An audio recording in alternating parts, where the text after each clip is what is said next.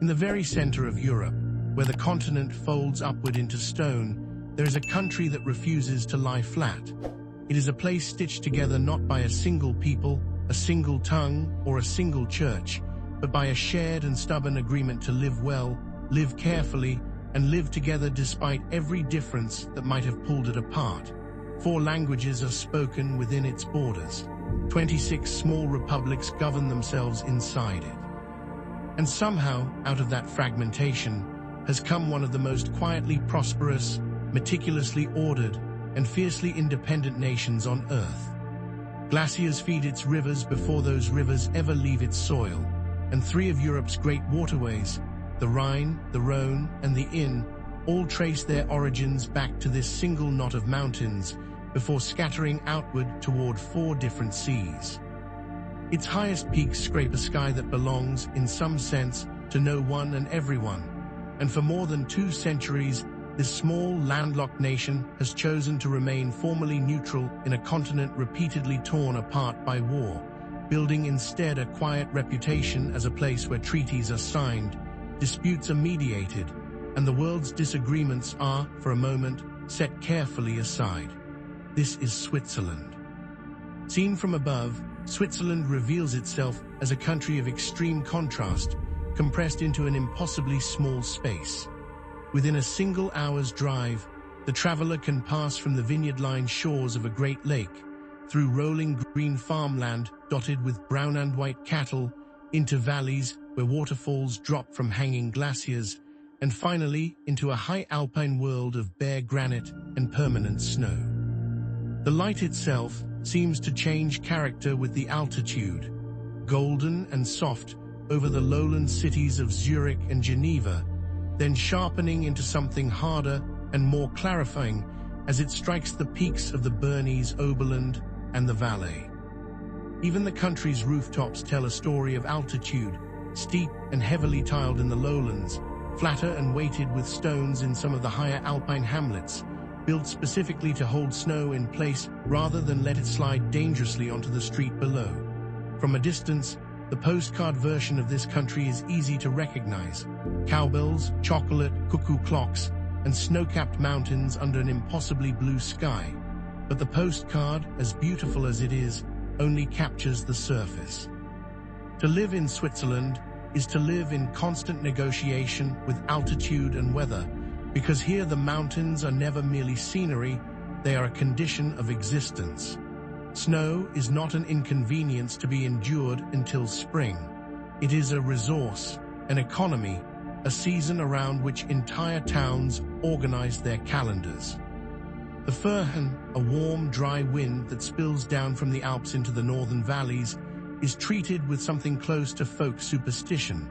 Locals will tell you it brings headaches, short tempers, and strange dreams, and they say it without irony. There is a word the Swiss reach for when trying to explain why they endure the cold, the isolation of mountain villages, and the sheer physical effort of building a life on a slope, Heimat. It has no clean English translation, but it points to something like homeland fused with belonging, not simply the place where one lives, but the place that has shaped one's inner sense of self so completely that leaving it would mean leaving part of who you are. Every autumn, in villages across the Bernese Oberland and Valais, farmers lead their cattle back down from the high summer pastures in a ceremonial descent, the animals crowned with flower wreaths and oversized bells, marking the season's turn as clearly as any calendar page. Winter, when it comes, is not something to be merely survived. Entire regional economies, from the ski towns of the Valais to the sledding villages of Graubünden, are built directly on top of it, and children in mountain cantons learn to ski almost as early as they learn to walk. Avalanche warnings are treated with the same gravity as a national weather emergency, and mountain communities have developed, over centuries, an intimate and highly localized knowledge of which slopes to avoid after a heavy snowfall, knowledge passed down as carefully as any family recipe. Even the country's famous water, bottled from alpine springs and piped, in many towns, directly from mountain sources into public fountains, is treated less as a commodity than as a birthright, something so abundant and so trusted that filling a bottle from a village fountain is considered entirely normal rather than remarkable. The elements here are not a backdrop to be admired from a train window. They are co-author of the national character. Switzerland is home to roughly 9 million people, spread across a landmass smaller than many single American states. In a country this compact, anonymity is a rare and foreign commodity. Move to a village in the canton of Uri or the canton of Appenzell, and within a season, the baker will know your order before you speak it, the postal worker will recognize your handwriting, and your neighbors will quietly notice, and often remark upon, decisions you thought were entirely private. Even in the larger cities, this sense of a small, closely observed society persists. Zurich's population barely clears 400,000. Geneva's is smaller still.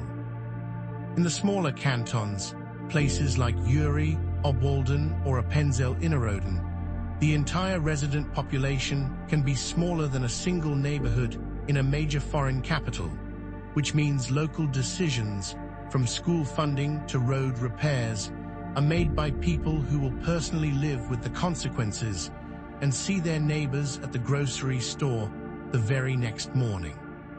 Geneva, despite hosting the European headquarters of the United Nations and dozens of international organizations, remains at heart a lakeside town where longtime residents still recognize one another across a crowded market square.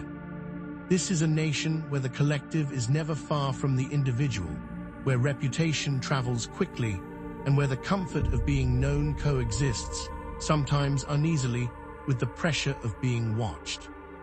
A Swiss morning tends to begin with a kind of quiet punctuality that borders on ritual. The scent of fresh Zopf, a braided, slightly sweet bread traditionally eaten on Sunday mornings but present in bakeries every day of the week, drifts out onto cobblestone streets before most shops have properly opened. Church bells, most of them centuries old, mark the hour with a precision that seems to compete with the trains. At the corner Bäckerei or Käserei, the person behind the counter already knows whether you take your coffee black or with milk, whether you'll want the same rye loaf as yesterday, and whether your children are running late for school again. Commuter trains pull into stations with a punctuality so exact that Swiss citizens will set their watches, sometimes literally, by the SBB timetable. In mountain villages, the first sound of the morning is often not traffic at all, but the low, irregular clank of cowbells as animals are led out to pasture, a sound so constant to rural life that longtime residents claim to no longer consciously hear it. In the cities, cyclists and trams move through intersections with a practiced, almost choreographed courtesy, each following unwritten rules of right-of-way that visitors take weeks to fully absorb.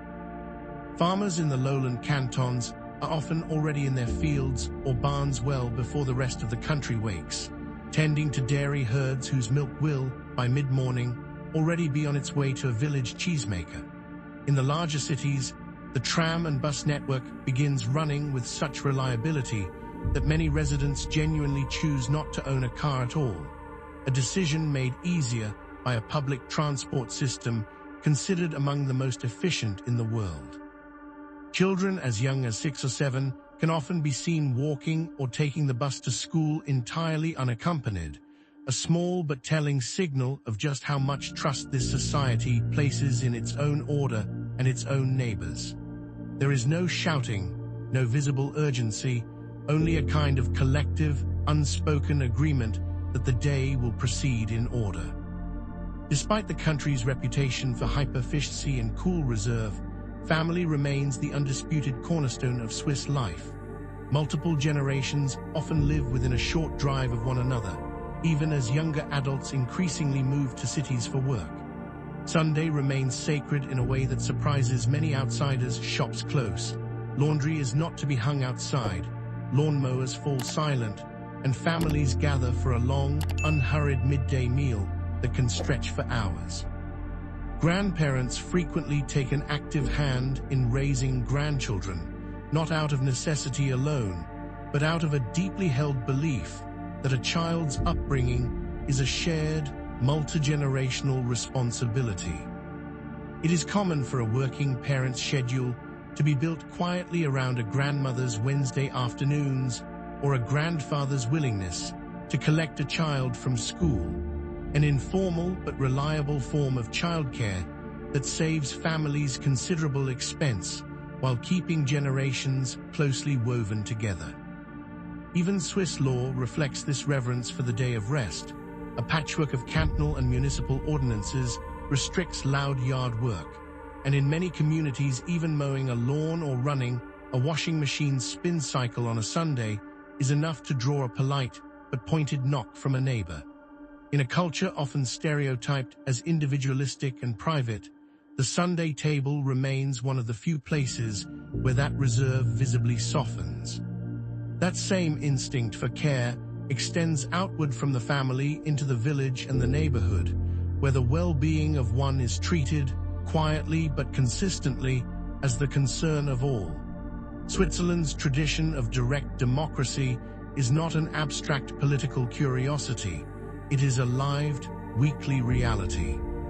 Citizens vote on local ballot questions several times a year, everything from a new school roof to a change in canton tax law, and turnout at local assemblies, particularly the open-air Landsgemeinde still practiced in a handful of cantons like Appenzell Innerrhoden, is treated as a civic obligation on par with any family duty.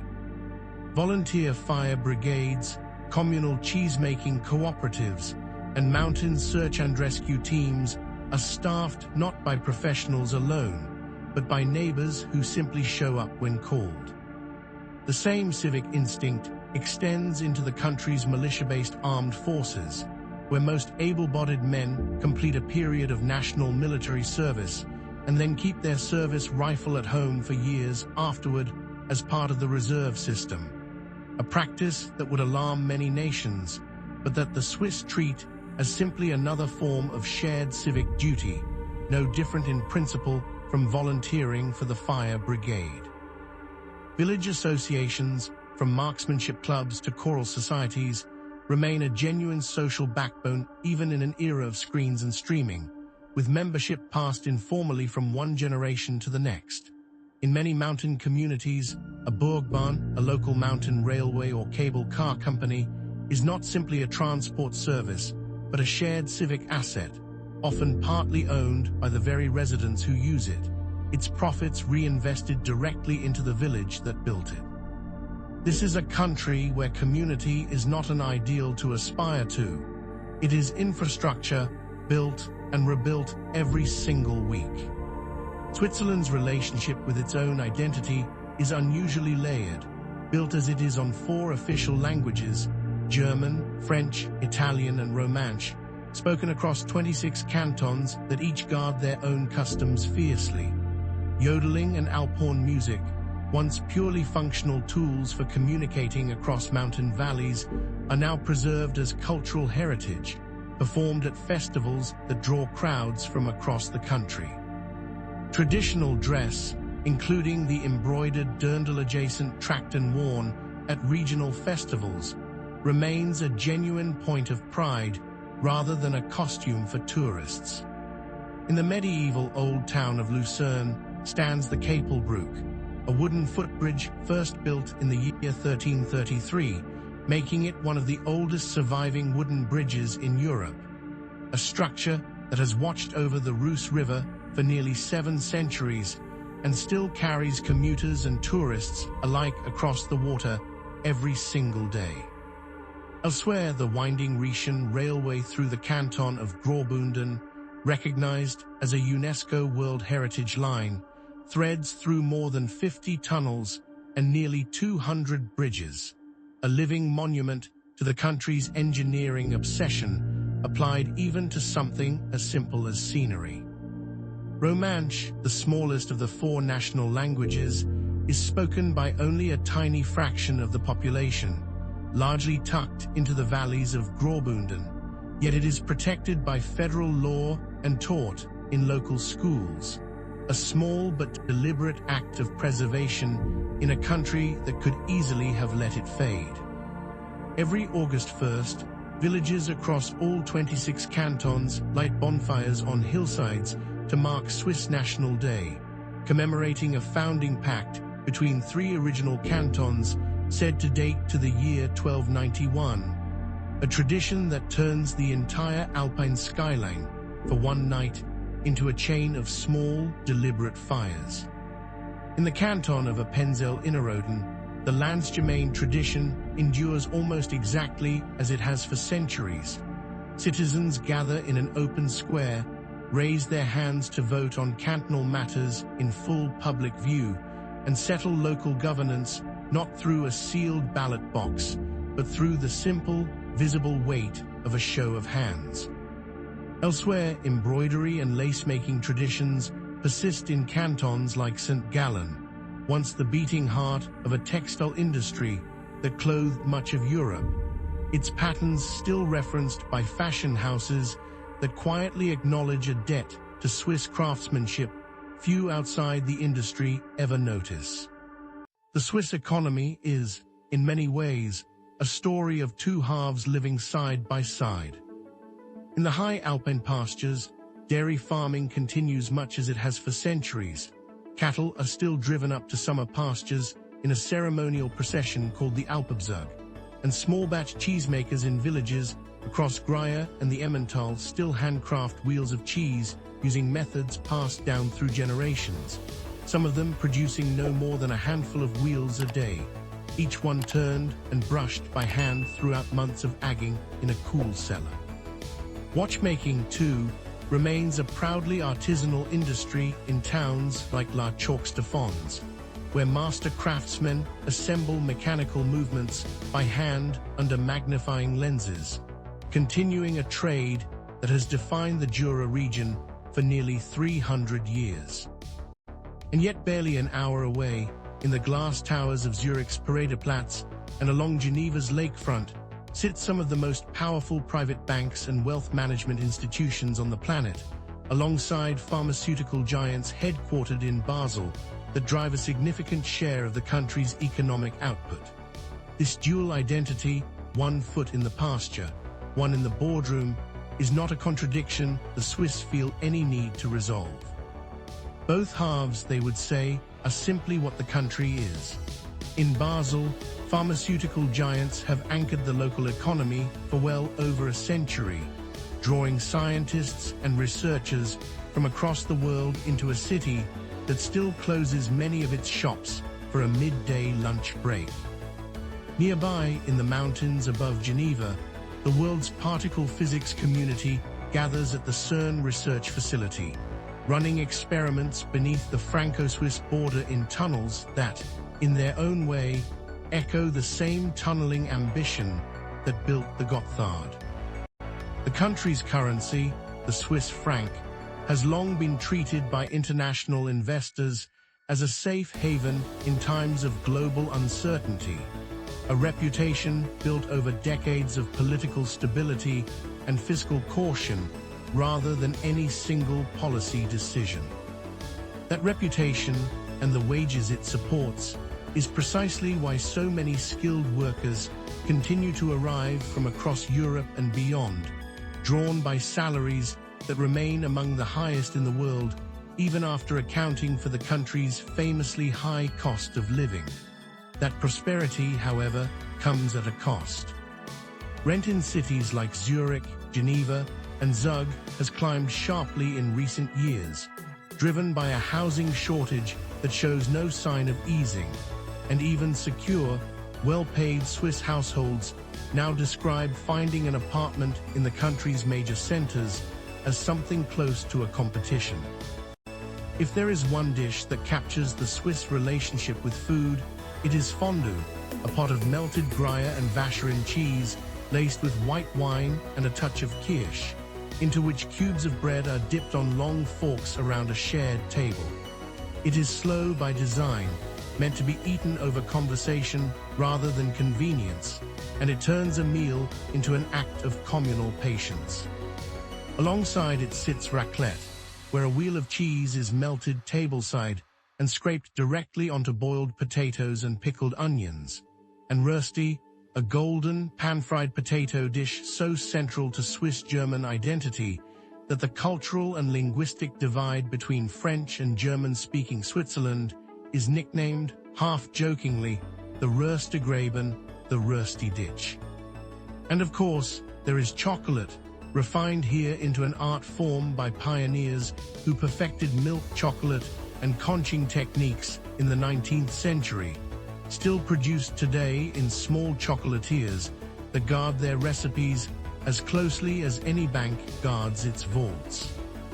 In the mountain cantons, cured meats like air-dried Bühnerfleisch hang in cellars for months, the dry alpine air doing the work that a smokehouse might do elsewhere, and every valley seems to guard its own slight variation on a cheese recipe, defended with the kind of quiet pride usually reserved for a family name. Bread, too, carries its own quiet hierarchy of ritual, the braided zopf reserved for Sunday mornings, dense rye loaves that keep for a week in a mountain pantry, and small bakeries that still mark regional identity as clearly as any dialect. But for all the international fame of Swiss chocolate, most residents will tell you the truest taste of the country isn't found in a shop window at all. It's found around a fondue pot, on a Sunday afternoon, with people who already know your name. To walk in the Swiss Alps is to understand almost immediately that the land here is not a passive backdrop, but an active presence in daily life. The Matterhorn, rising in a near-perfect pyramid above the resort town of Zermatt, is arguably the most photographed mountain on Earth. Yet nothing about photographs prepares a visitor for the way its shadow physically falls across the valley each afternoon, dictating when sunlight reaches which chalet. Further west, the Jungfraujoch region, home to the largest glacier in the Alps and recognized as a UNESCO World Heritage Site, offers hiking trails that wind along ridgelines with drops of 1,000 meters on either side. Trails that farmers and shepherds have walked for practical, unglamorous reasons for centuries before any hiker arrived with a camera. Lake Geneva, ringed by terraced vineyards that have been cultivated since Roman times, offers a gentler register of the same relationship, water and land shaped patiently over generations into something that sustains as much as it inspires. Further south, in the Italian-speaking canton of Ticino, the landscape softens again into palm trees and lakeside piazzas, a Mediterranean warmth that feels almost improbable just a few hours' drive from glaciers, and a reminder of just how much variation this small country manages to hold within its borders. The country maintains a marked hiking network stretching more than 60,000 kilometers, color-coded and signposted with such precision that a hiker can trust the estimated walking time on a yellow trail sign the same way a commuter trusts a train timetable. Along many of the higher routes, mountain huts run by the Swiss Alpine Club offer a bed, a hot meal, and a roof for the night, staffed each summer by wardens who haul in supplies by helicopter or, in the oldest tradition, by mule. In winter, that same landscape transforms entirely. Ski resorts in St. Moritz, Verbia and Zermatt draw visitors from around the globe. But for many Swiss families, a season pass to a local slope is simply a household expense, the ski equivalent of a gym membership, and children as young as 3 or 4 can often be seen carving confidently down beginner runs while their parents watch from a nearby chairlift. For the Swiss, a walk in the mountains is rarely a special occasion. It is simply what one does on a free afternoon, the same way someone elsewhere might take a walk around the block. Nowhere is the Swiss instinct for order more visible than in its infrastructure. The national rail network, operated by the SBB, is so precisely timed that a delay of even a few minutes makes headlines, and its trains connect even remote mountain hamlets to major cities through a web of connections that rarely requires more than a short wait. In the more isolated alpine valleys, the iconic yellow postbus network takes over where the railway ends, navigating switchback mountain roads on precise schedules that locals set their days around. And running directly beneath the Gotthard massif lies the single clearest expression of this national obsession. The Gotthard Base Tunnel opened in 2016 after 17 years of construction, stretching 57 kilometers to become the longest and deepest railway tunnel on the planet.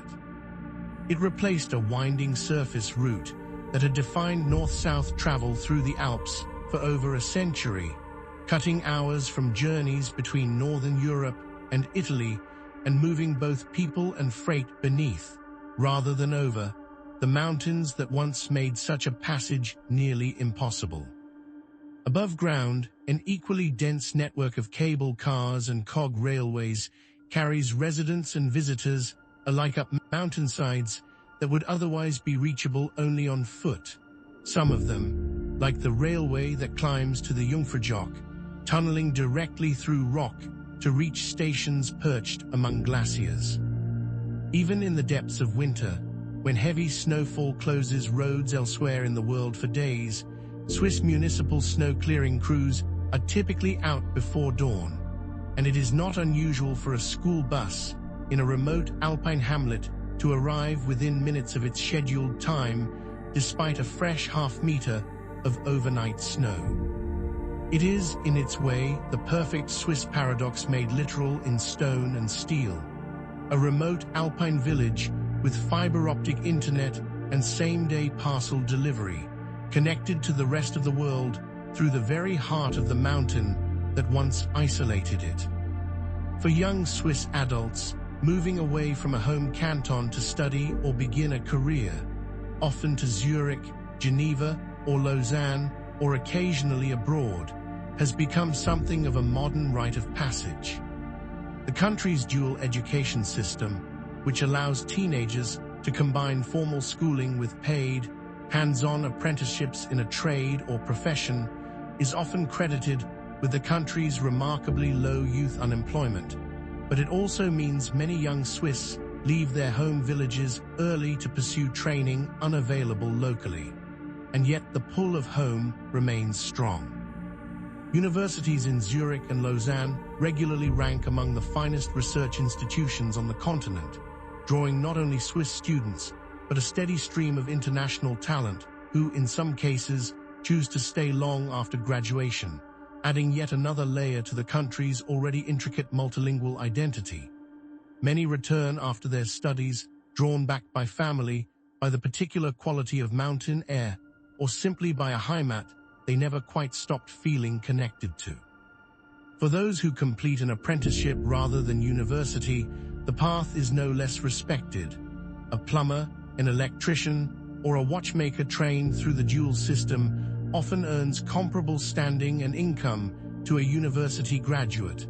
A cultural detail that helps explain why Swiss vocational training is studied and imitated by education ministries around the world. The great and ongoing challenge for smaller cantons is how to create enough opportunity to keep that return trip appealing, how to build careers worth coming home for in villages that a global economy has made easy to leave. Life in Switzerland is, in many ways, a study in contrasts between day and night. By day, the country hums with outward, almost clockwork productivity, trains running on schedule, shop shutters rolling up at precisely 8, hikers setting out early to beat the afternoon clouds that so often gather over the peaks. But as evening falls, that outward energy folds inward. Restaurant terraces empty earlier here than in much of southern Europe. Shops close by 6 or 7, and by 8 most small towns have gone quiet. Streetlights in some smaller municipalities dim automatically after a certain hour, both to save energy and to preserve the extraordinary clarity of the alpine night sky, where stargazing remains an unremarkable evening pastime rather than a special excursion. Inside, though, warmth gathers. Wood stoves are lit in mountain chalets. Families settle around the table for a simple evening meal, often little more than bread, cheese, and cured meat, eaten slowly and without hurry. There is a word for this particular cozy stillness, gemütlichkeit, a warmth of atmosphere that has as much to do with company and comfort as with the temperature of the room. In the cities, a handful of late bars and restaurants keep a different rhythm, particularly in student neighborhoods of Zurich and Lausanne. But even there, the transition from a productive, outward day to an inward, restorative evening remains far more pronounced than in many of Switzerland's noisier European neighbors. If the Swiss day belongs to precision, the Swiss night belongs unmistakably to rest. For all its order and prosperity, Switzerland is not without real and mounting tension. How does a country this small continue to accommodate a growing population without pricing its own citizens out of its cities? Rental vacancy rates in Zurich, Geneva, and Zug have fallen to some of the lowest levels recorded anywhere in Europe, and new housing construction has consistently lagged behind demand for years, leaving even well-employed households competing fiercely for apartments that once would have been easy to secure. How does a nation whose identity is so tightly bound to its glaciers respond as those glaciers visibly retreat, reshaping the very alpine landscape that shapes its people? How does Switzerland balance its deep commitment to direct democracy with a rapidly internationalizing economy that depends on skilled workers arriving from elsewhere, even as housing pressure fuels political debate over immigration and growth? How does a nation whose smaller cantons still rely on tightly knit village life keep those communities from hollowing out as young people chase opportunity in a handful of major cities, leaving some of the most beautiful valleys in the country quietly agging? And how does a country built on the intimacy of small communities preserve that closeness as its cities swell and its most desirable valleys become playgrounds for international wealth? And how does a country that has spent generations mastering the mountains now watch some of its most photographed glaciers visibly shrink year over year?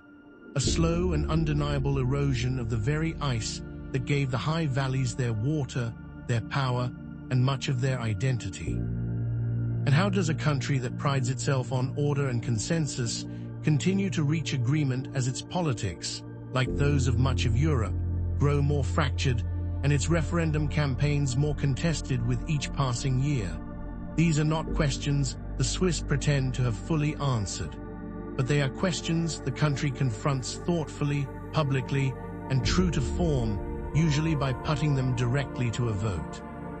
Switzerland exists in a delicate and deliberate balance between precision and warmth, between the private discipline of the individual and the quiet obligation of the community, between glass towers built on global capital and cellars where cheese ages exactly as it did 200 years ago.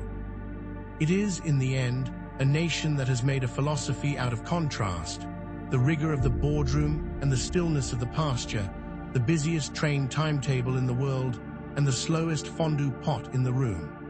It is a place where a train can be trusted to the minute, and a mountain can still humble the person standing beneath it, where 26 small republics disagree constantly and somehow still hold together as one. And in that balance lies its quiet, enduring lesson, that even in an era of restless, relentless change, there remains a deep and lasting power in a life built on community, on craft, and on the unhurried, glacier-fed rhythm of a home at the roof of Europe.